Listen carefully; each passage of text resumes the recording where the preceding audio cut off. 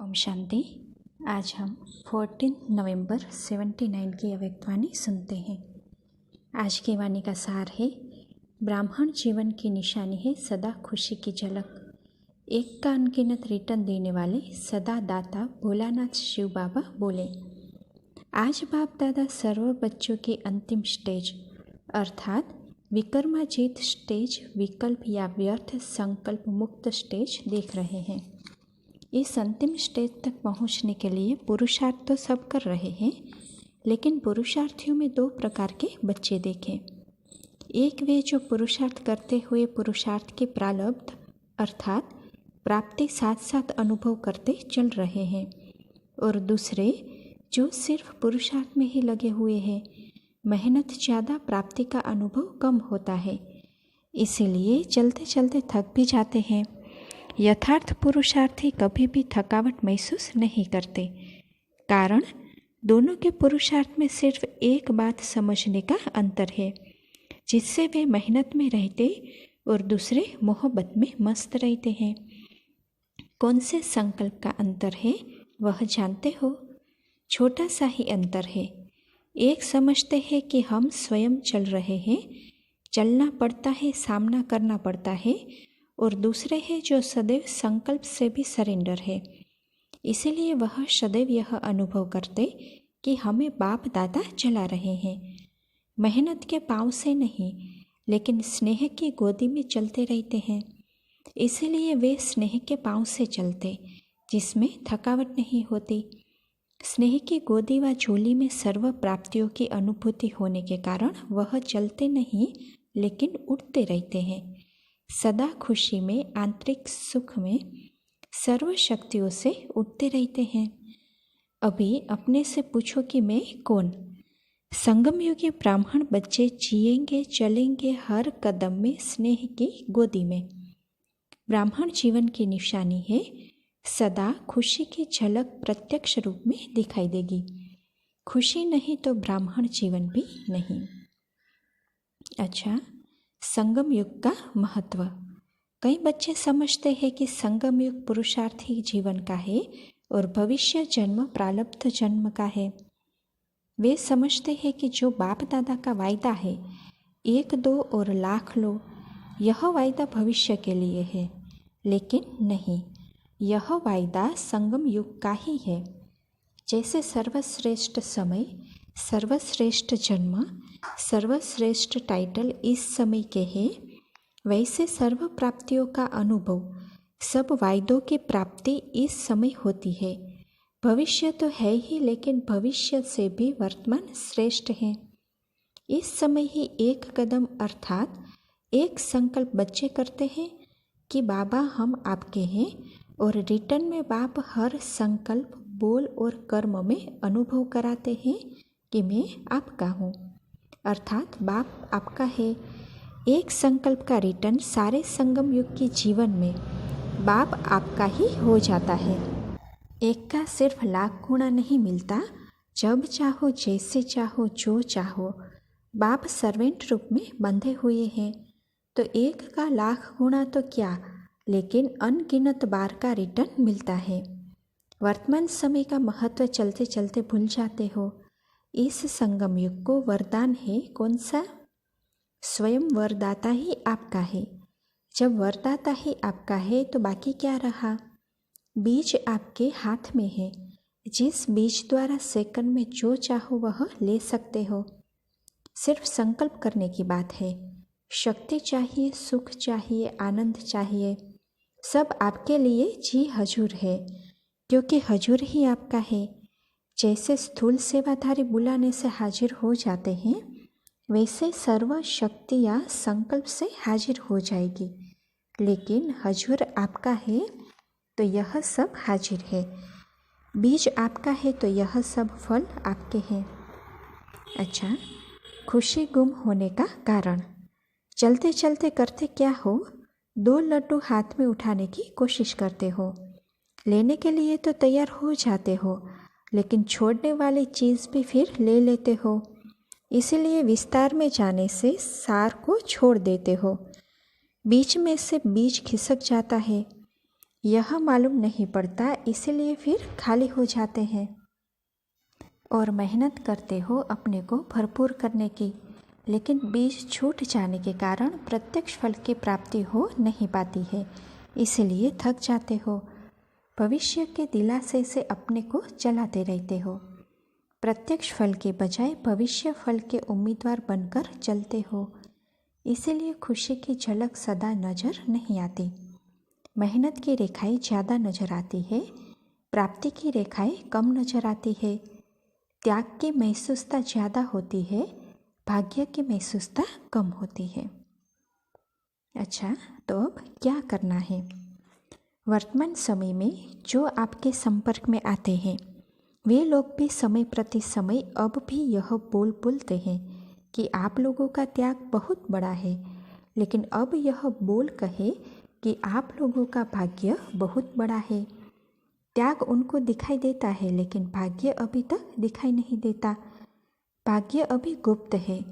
त्याग की महिमा बहुत करते हैं, इतनी ही भाग्य की महिमा करे तो सेकंड में स्वयं का भी भाग्य खुल जाएगा। त्याग देख करके सोच में पड़ जाते हैं, भाग्य देखकर स्वयं भी भाग्यशाली बन जाएंगे।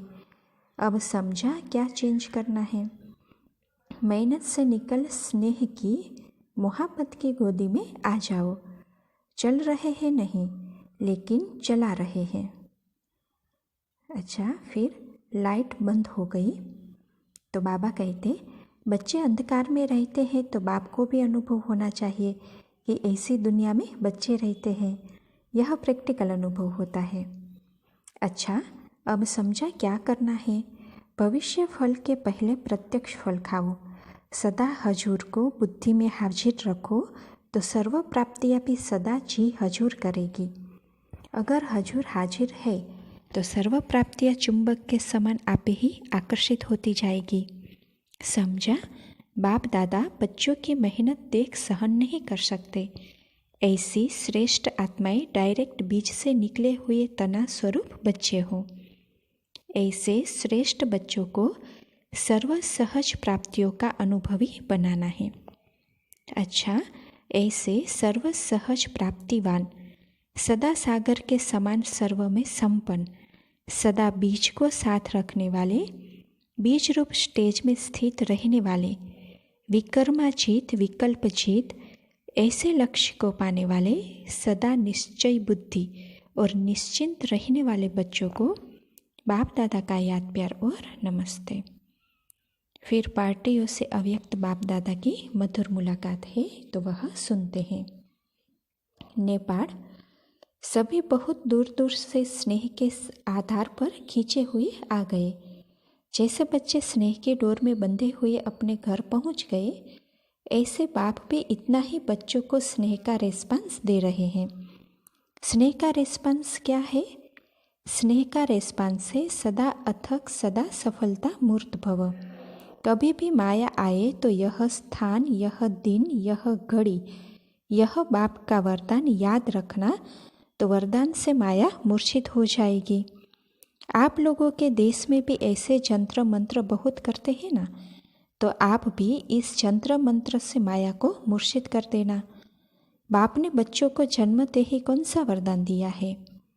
अमरनाथ बाप का पहला वरदान है, बच्चे अमर भव। अमरनाथ की कथा सुनने वाले आप सब हो ना। यह खुशी होती है कि हम सबका यादगार अब तक भी चल रहा है।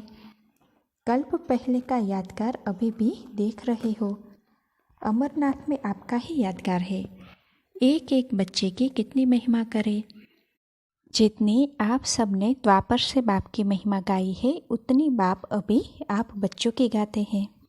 रोज नया टाइटल देते हैं तो महिमा हुई ना। बहुत बहुत लक्की हो। जिन माताओं को दुनिया वालों ने ठुकराया, उन्हें बाप ने ठाकुर बना दिया। तो माताओं को तो बहुत खुशी होनी चाहिए। खुशी खुशी में चलने से थकावट फील नहीं होगी। हर ब्राह्मण बच्चों के घर में बाप का यादगार गीता पाठशाला जरूर होनी चाहिए। जैसे घर घर में राजा रानी का फोटो लगाते हो ना, तो ब्राह्मणों के घर में यह विशेष यादगार हो। जो भी आए उसको बाप का परिचय देते रहो। अच्छा, आसाम आसाम वाले तो बहुत बड़ी आसामी होंगे। बड़े आदमी को बड़ी आसामी कहते हैं। तो आप बड़े से बड़े लोग बड़ी आसामी हो। वह लोग अखबार में निकालते हैं कि कौन कौन बड़े हैं, हु इज़ हु। आप लोग तो जन्म जन्मांतर के लिए पूज्य बनते हो। वह तो आज हु इज़ हु की लिस्ट में है और कल साधारण प्रजा की लिस्ट में है।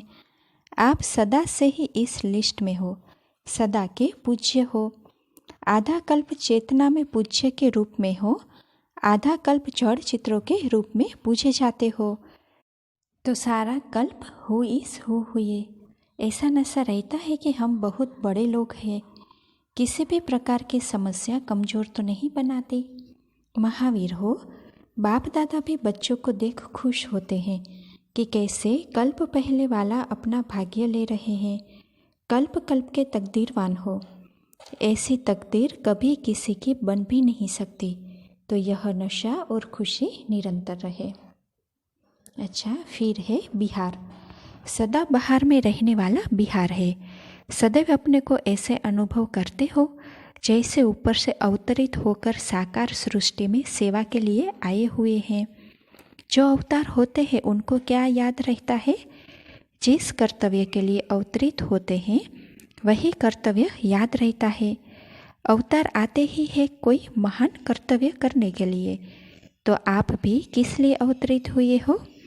विश्व परिवर्तन के कर्तव्य के लिए। तो सदा यह याद रहता है। कहीं भी रहते आपका मूल कर्तव्य विश्व परिवर्तन का है। चाहे कोई भी धंधा करो, घर का कार्य करो, लेकिन याद क्या रहना चाहिए? परिवार या परिवर्तन। परिवार में रहते हो तो किस लक्ष्य रहते हो? यही लक्ष्य रहता है ना कि इनको भी परिवर्तन करना है। गृहस्थी होकर नहीं, सेवाधारी होकर रहते हो। सेवाधारी को सेवा ही याद रहती है, बाकी सब काम निमित्त मात्र है। असली कार्य है विश्व परिवर्तन का।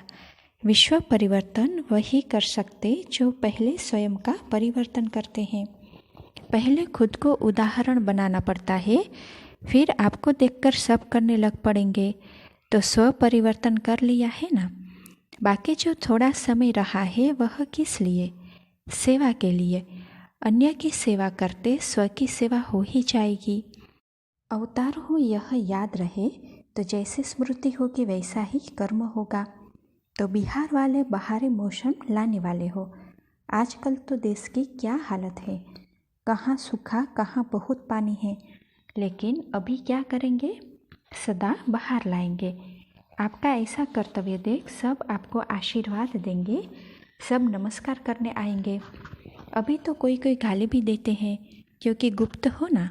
जब प्रत्यक्ष होंगे तो आपे ही सब नमस्कार करने के लिए आएंगे। जितनी गालियाँ देते हैं उतने पुष्प चढ़ाएंगे। एक गाली के बजाय कितनी बार फूलों की मालाएं चढ़ानी पड़ेगी। जैसे बाप ने बहुत गालियाँ खाई तो पूजन भी इतना ही होता है ना। ऐसे जितनी गालियाँ खाएंगे उतने बड़े पूज्य बनेंगे। इसलिए घबराना नहीं, मालाएं तैयार हो रही है। अच्छा, फिर है बंगाल कलकत्ता। कलकत्ता निवासी क्या प्लान बना रहे हैं? मेले तो बहुत किए, अभी क्या सोचा है? अभी हर वर्ष में कोई नया प्लान बनाना चाहिए। कलकत्ता भक्ति मार्ग में भी मशहूर है।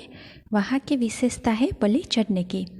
जैसे भक्ति मार्ग की बलि मशहूर है, वैसे ज्ञान में महाबलि चढ़ने वाले ज़्यादा होंगे ना। एक तरफ भक्ति का फोर्स, दूसरे तरफ ज्ञान का फोर्स। मेले के साथ अभी और कोई विधि अपनाओ। जितना बड़ा कलकत्ता है उतनी बड़ी आवाज़ हो। पुरानी गद्दी का स्थान है तो और कोई ऊंची आवाज़ निकालो।